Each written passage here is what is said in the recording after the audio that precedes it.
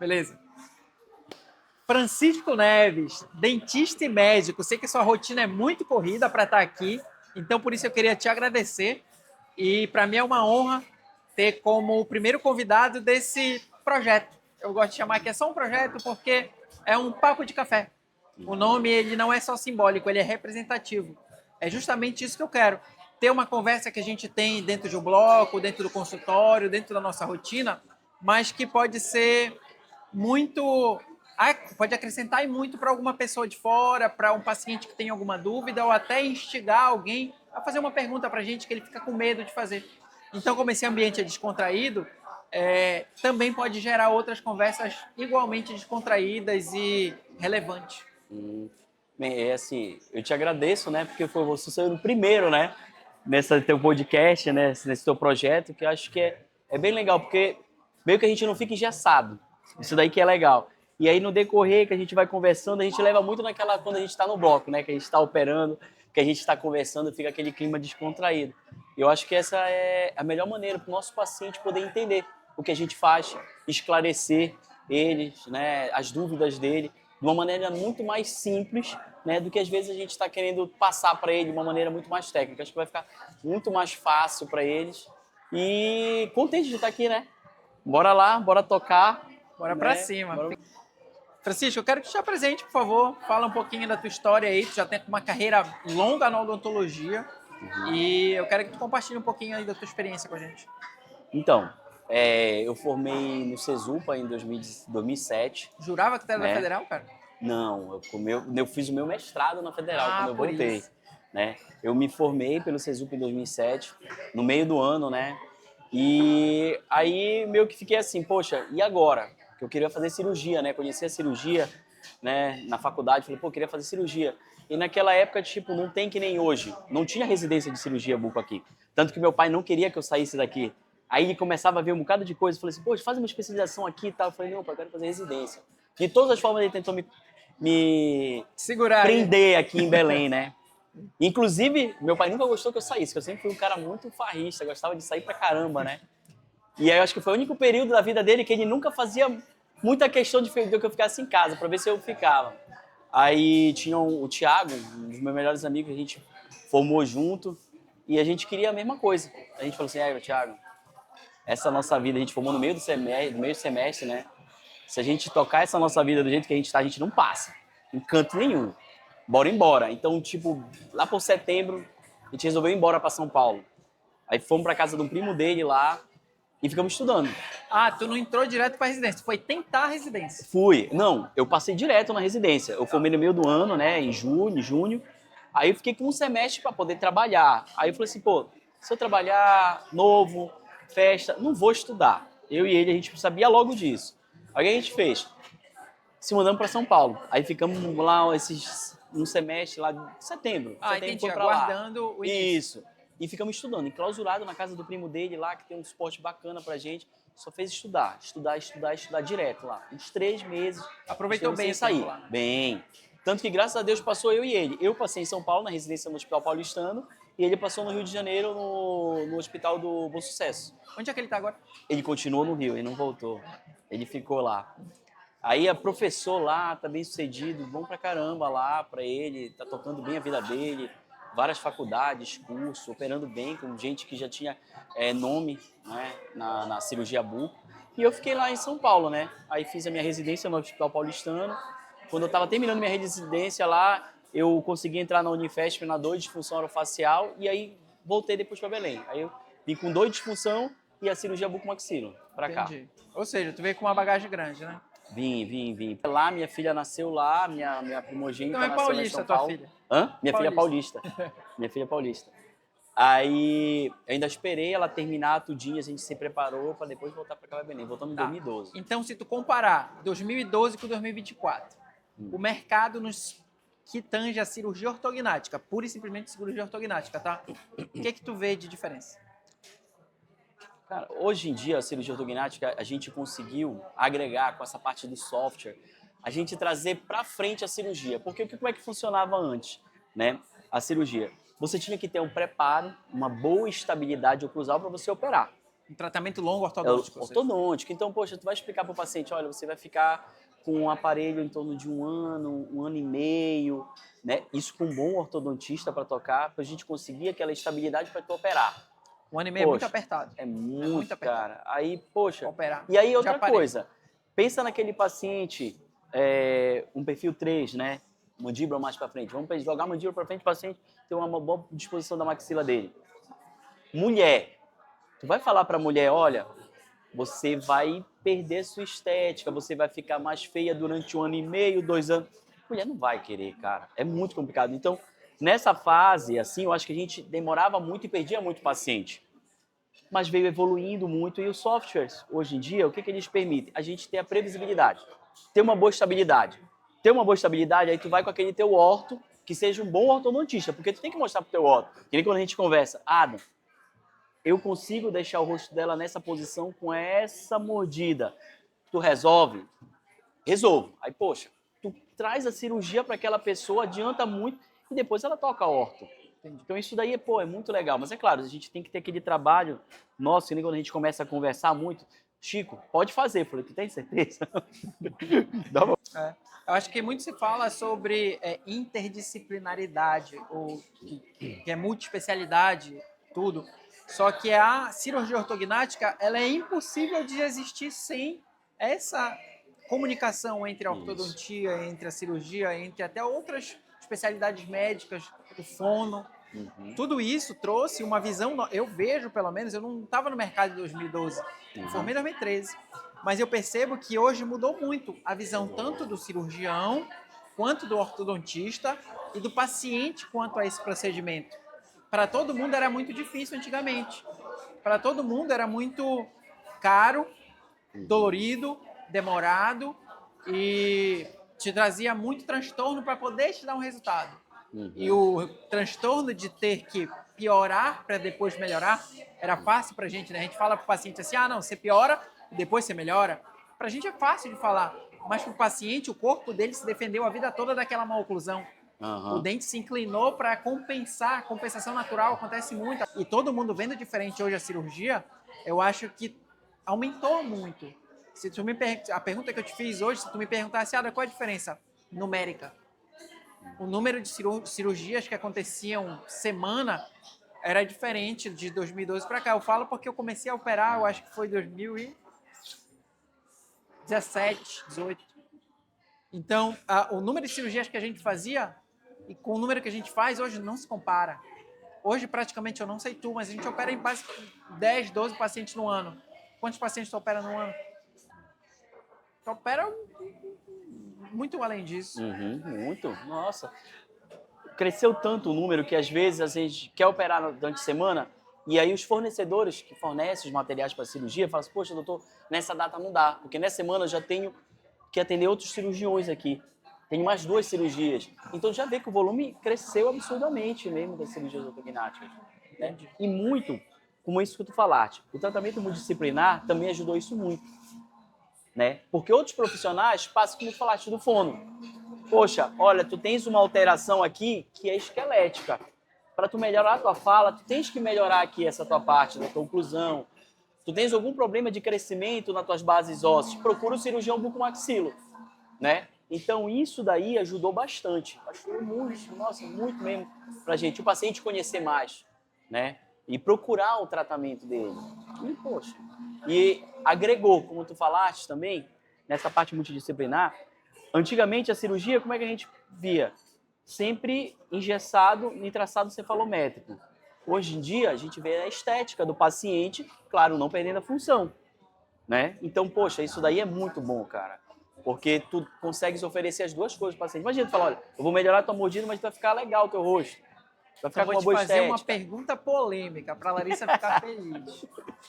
A cirurgia ortognática seria uma harmonização facial?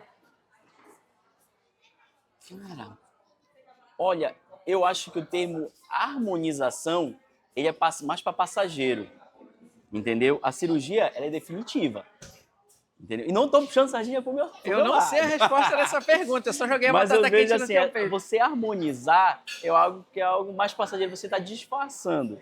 A cirurgia ortognática, todo mundo tem uma boa estética e ela é dependente do suporte ósseo. Quando tu coloca o osso no lugar, não tem cirurgia ortognática feia do paciente, entendeu? O paciente operou e ficou feio. Não, o paciente vai ficar bom, entendeu? E aí você agrega com aquelas queixas do paciente o que dá para você melhorar, com tais movimentos, que a gente consegue melhorar nariz, boca, queixo, contorno da base da mandíbula, contorno do queixo, né? E aí outras coisas. Harmonizar, tipo, aí botar uma prótese, alguma coisa assim, eu acho que entraria nessa parte de harmonizar. Mas não, nosso tratamento é definitivo.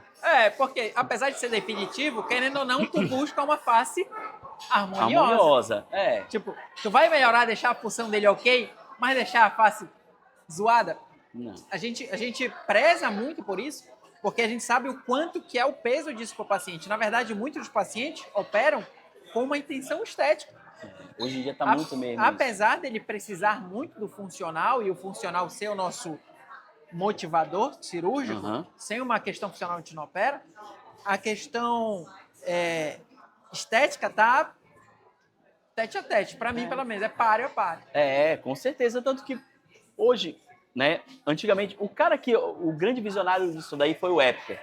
Eu tinha um professor, tem uma história muito legal dele, o professor Eduardo Santana, né? Ele sempre quando ele começava, eu fui conhecer ele no meu segundo ano da residência, ele não era staff da minha residência, mas tinha um paraibano que fazia comigo, muito amigo meu, Evaldo.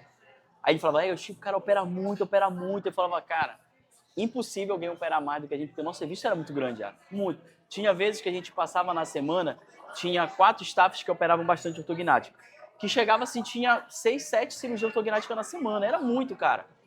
Poxa, tu vê 6, 7 cirurgias ortognáticas e ele ficava rodando de loja de residente.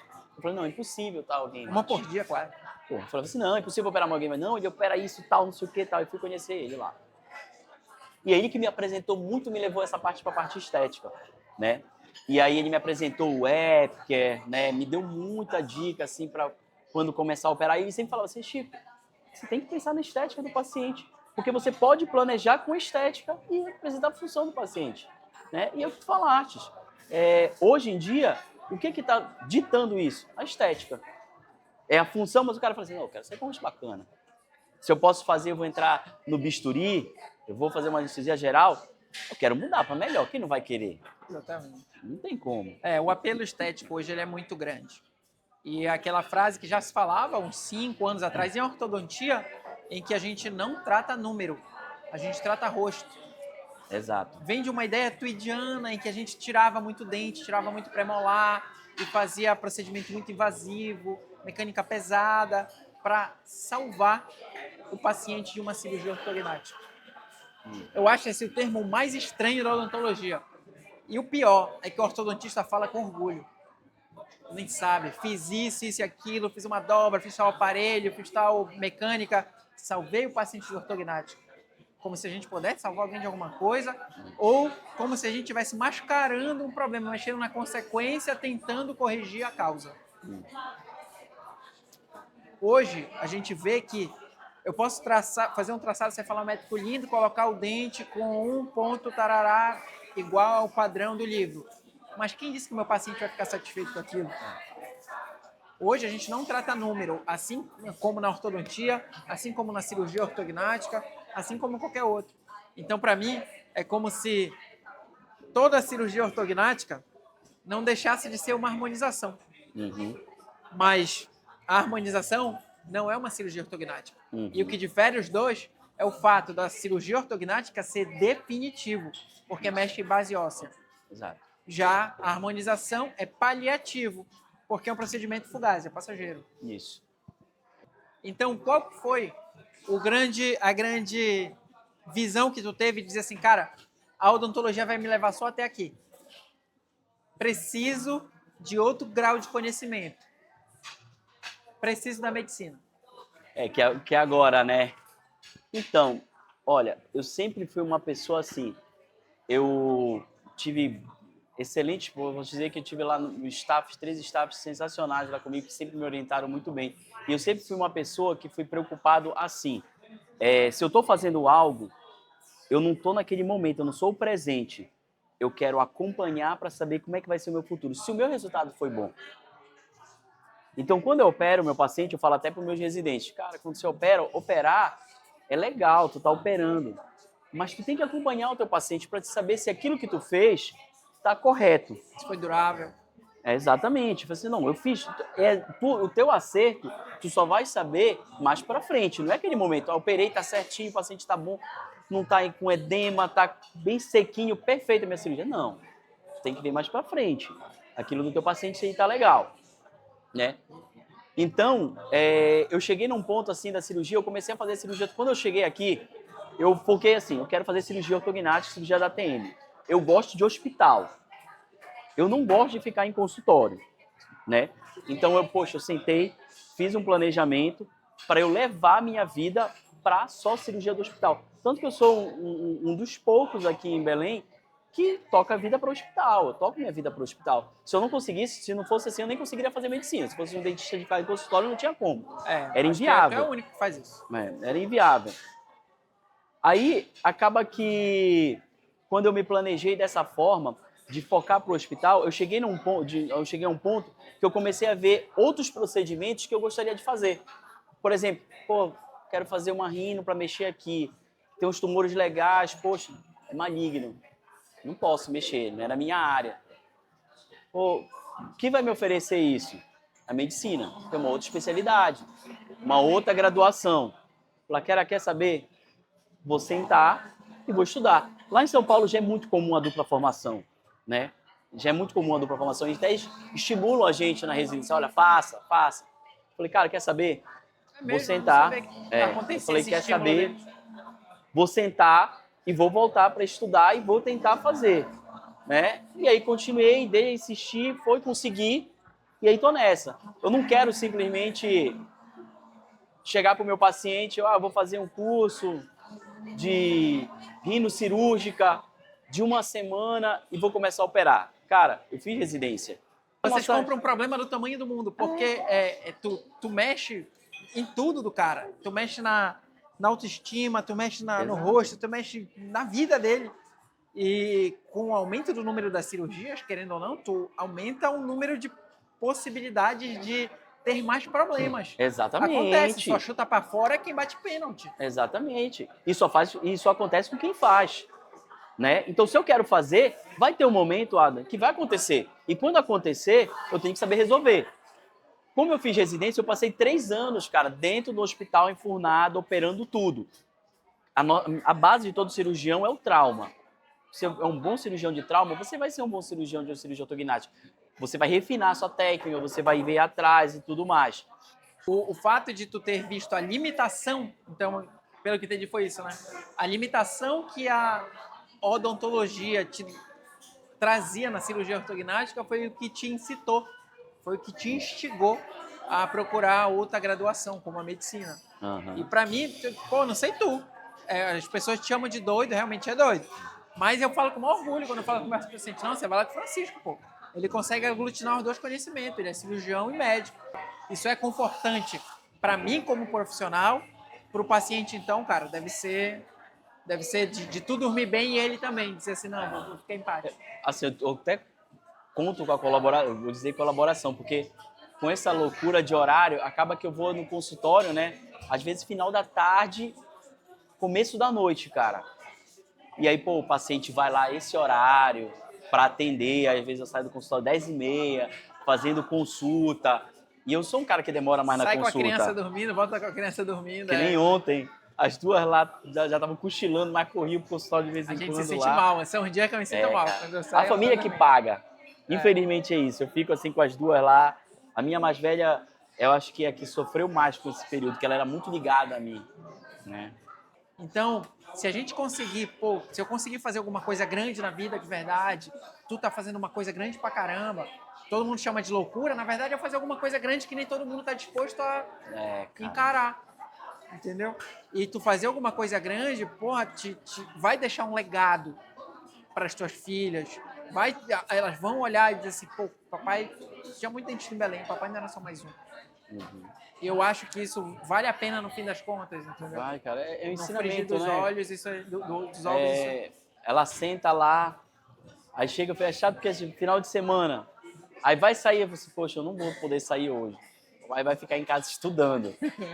Ou ela, o que ela mais ouve, estudar, estudar, estudar, estudar. Exemplo ela tem em casa, Pois é. né? Exemplo ela tem em casa. Tem Eu obrigação cobro de isso passar numa dela. pública, porque papai não vai dar. Moleque, eu falo sério, minha filha, tem que estudar, a gente tem que dar exemplo, né, cara? Meu pai sempre foi um cara que pegava no meu pé, meu pai, minha mãe, né? Eu pego no pé dela, né? A caçula não tem ainda, que ela é muito pequenininha, né? Mas eu pego bastante no pé dela para ela poder estudar. E o A gente exemplo tem que dar arrasta, né? exemplo. Exatamente, cara. Falou agora há pouco sobre os avanços tecnológicos que incidiram sobre a cirurgia e mudaram as técnicas, mudaram a nossa visão, a visão do paciente. Na tua visão de cirurgião, o que o alinhador proporcionou para ti ou para o paciente? Cara, olha, o alinhador, ele... Como é que eu posso te falar? Que na orto, quando se usava aparelho, fazia as dobras, né? Tu tinhas que seguir uma etapazinha. Ó, eu consegui aqui, vou fazer uma outra dobra. O alinhador, não. E o que eu acho legal, tipo, do teu, vou falar especificamente de ti, é que tu não te empreendestes a que nem, vou usar um Invisalign, que nem todo mundo faz. Não. Tu entendeste como funciona e tu desenvolveste o teu. Tem paciente minha que veio lá de Santarém para estar tratando contigo.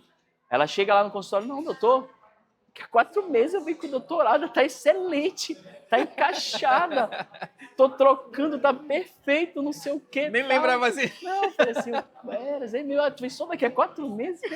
Pô, bacana. Conforto.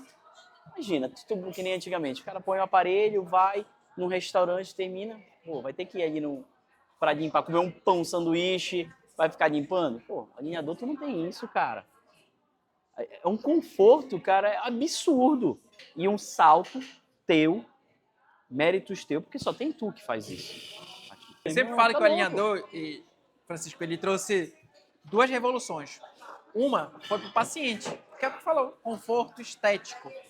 Foi a grande virada, o grande plot de não ter mais a necessidade daquela quinquilharia toda na boca.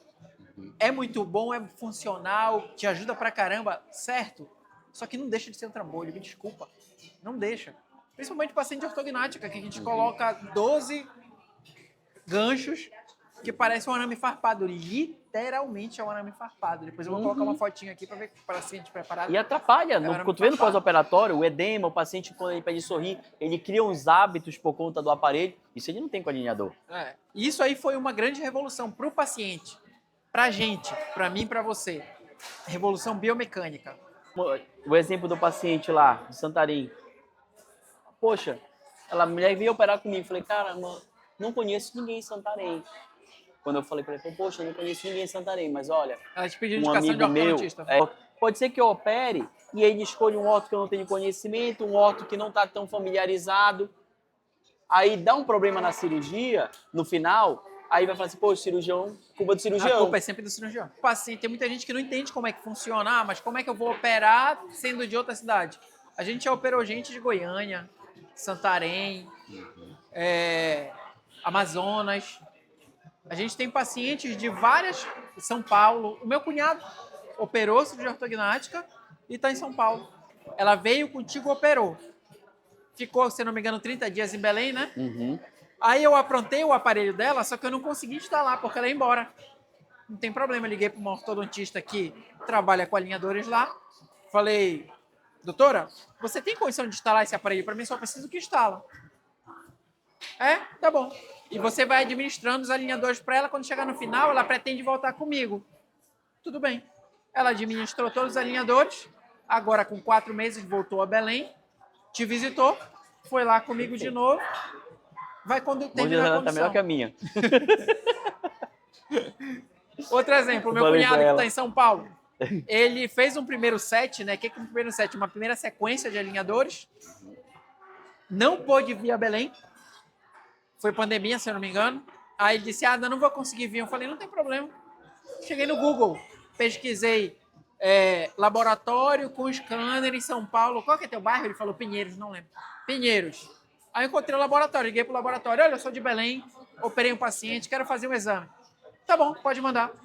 Falei, Daniel é o nome dele. Daniel, você pode ir até lá o laboratório, eles vão fazer, tem um escaneamento e mandar para mim. Pode isso, Aldo? Eu falei, pode. Chegou lá, escaneou, eles mandaram para mim online, eu fiz o planejamento, imprimi todos os alinhadores, uma segunda sequência, um segundo set, botei num pacote do correio, mandei para ele. Tchau. Ele chegou, botou na boca, tá lá usando. Perfeito já. Encurtou a distância. Muito. Muito. Teve uma vez que ele precisou que eu estivesse lá. Aproveitei uma vez que eu estava vindo em São Paulo, fui lá, visitei ele e conduzi o tratamento de lá. Aluguei um consultório com cowork, né, um consultório de aluguel durante um turno. Atendi ele e acabou, vim embora. Ou seja, não quer dizer que eu vou atender o paciente uma vez e vou largar, ou que eu vou correndo solto. Não. Quer dizer que é totalmente flexível, que tu pode encontrar maneiras de encurtar essa distância com o paciente e quebrar a barreira do geográfico. Isso foi bom, cara, porque tu veio que tanto a cirurgia como a ortodontia conseguiram evoluir de maneira harmônica. Conseguiu uma complementar a outra, cara, isso daí. A gente conseguiu acelerar o tratamento e a ortodontia encurtou esse espaço e permite a gente operar pessoas bem mais distantes, né? E com segurança. Porque passa assim, tá aqui todinho, tá tocando. Tá fechando a mordida do paciente, tá perfeitinho, tá mudando, pô. Isso daí, pô, eu acho que é o grande avanço que teve. De todas as especialidades da odontologia, né? Eu acho que a cirurgia orto que eles conseguiram se destacar nisso daí. E nessa parte que eu vou dizer que revolucionou. Né? E apesar é engraçado como essa visão, ela ainda é uma barreira. Apesar de como isso está muito dentro da minha, da tua vida, pra gente é muito fácil de falar isso, é muito simples. Mas eu tô dentro das faculdades e eu vejo das especializações e eu vejo que ainda é uma barreira. E eu fico assustado, eu falo assim, meu Deus, cara. Pô, e assim, agora que a gente começa a conversar, a gente vê, cara, como é bom esse assunto agora que a gente está tocando disso. Porque imagina, quanta gente que também olha a gente, quer tratar, quer fazer uma cirurgia e fica com isso daí. Ou então alguém falou alguma coisa que desestimulou, não pode. Não dá, é difícil, vai lá, porque tem gente que quer operar, né? Porque teve essa semana, até uma pessoa entrou em contato e perguntou, né, queria o Instagram para poder ver os casos, né? Eu gosto muito, assim, no meu Instagram eu saio postando sempre o meu pré e pós. Pergunto pro paciente, pode, tá liberado, posso fazer isso? Eu gosto de botar isso, pré e pós. Gente, aquela coisa, né?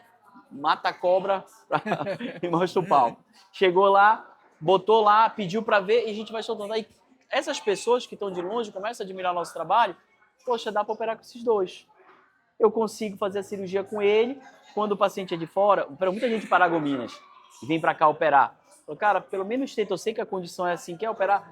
Consegue ficar pelo menos 10, talvez 2 semanas? Porque pelo menos... É uma margem aceitável de segurança. Isso. Porque assim, eu costumo fazer consultas semanais de pós-operatório durante o primeiro mês e meio. Depois eu espaço, às vezes de 2 a 3 semanas, depois de 2 em 2 meses, para o paciente dar uma olhada, para dar uma olhada no paciente. Né? Nesses pacientes, eu espaço, como eu falei até hoje, passou comigo lá, a minha paciente de Paragominas que vai operar na terça-feira. Aí ela falou, não, e aí, vou conseguir ficar 10 dias? Aí eu falei, não, aí você vê, você me dá o feedback, tá bem, se não tá bem alguma coisa, você volta antes. Senão a gente vai espaçar, porque você tenta vir depois de 2 semanas ou 3, tal. É uma distância, né? Não, logisticamente, não é nem a questão financeira, mas logisticamente é puxado. No Pará se movimentar é difícil. Tu acha que o acesso à cirurgia ortognática ainda é um privilégio para poucos? Não. O que acontecia antigamente é o seguinte, a cirurgia ortognática era vendida como um procedimento caro. Vamos dizer assim... Caro quanto? Olha, eu achava que, tipo assim, o pessoal falava muito em valores, se trouxesse, olha, para te operar uma cirurgia ortognática é 30, 40 mil. Não, cara, que não é, isso daí é um valor muito alto. Por que isso acontecia? O convênio falava que era uma cirurgia estética. Por quê? A cirurgia ortognática te dá estética, mas ela é uma cirurgia funcional. Então, o convênio cobre a tua cirurgia. Claro que partes odontológicas ela não cobre. Entendeu? Então a cirurgia ortognática, ela é acessível praticamente hoje a todo mundo. A todo mundo mesmo. Esses valores aí, não. A não ser que tu seja um cara que seja uma estrela, né, lá de São Paulo, uma estrela de fora, que o cara, se quer operar o cara tá cobrando esses honorários dele. Tá. Né? Antigamente o convênio jogava isso pro paciente. Eu vou ceder o hospital, o anestesista, o resto é teu. Talvez seja muito disso. Realmente ficou mais acessível, eu também acho. Mas se tu for parar para pensar, se alguém chega, não tem convênio, não tem nada, ele diz assim, bate na mesa do teu consultório, doutor, quero operar amanhã. Quanto esse cara vai gastar? Cara, porque isso vai depender muito assim. No Não, ele vai hospital que pagar ele- tudo particular, Pois é. hospital, anestesista, equipe. O que acontece? Aí ele vai ter que ter custo com honorário do cirurgião, anestesista, o material que é o caro da cirurgia. O material da cirurgia ortognática é um material caro. Placas e parafusos são materiais caros. De né? titânio, né? E aí vai entrar o hospital, né, cara? O hospital, dependendo do hospital onde ele quiser, tem um hospital que, tipo, a cirurgia, para você internar, vai te cobrar uns 20 mil reais só para te internar o paciente. Tem os Uma seus diária? pacotes. Hã? Um tem, dia? tem. Se tu pegar o hospital, assim que tem. Aí você tem que ver os seus hospitais de pacote, porque você vai ter que ver quanto tempo de internação. Geralmente é 24 horas. O paciente opera num dia e sai no outro. Sai no outro. Né? Isso Então, quando não sai no mesmo. exatamente. Aí, poxa, depende aí o material. Eu quero o melhor material. Meu irmão, no melhor material, o cara vai ter cirurgia, se eu quero o material perfeito. Aí, e guia cirúrgico, o cara vai botar. Se ele fosse pegar o tipo material alemão, ele ia gastar uns 60 mil só de material. Né? Mas, claro, pode-se usar o material também nacional dele.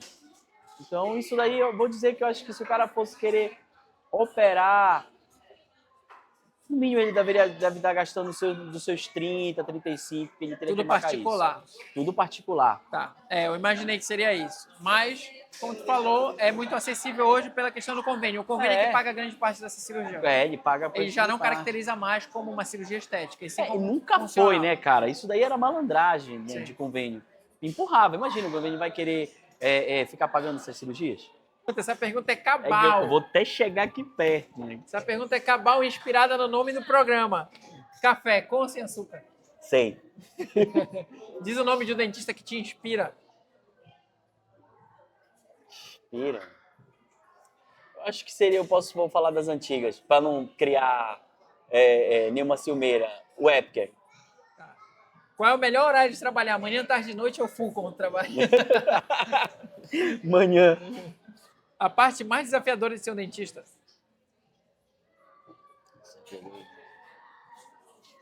Nossa, desafiador de ser dentista. Cara, tu me pegou nisso.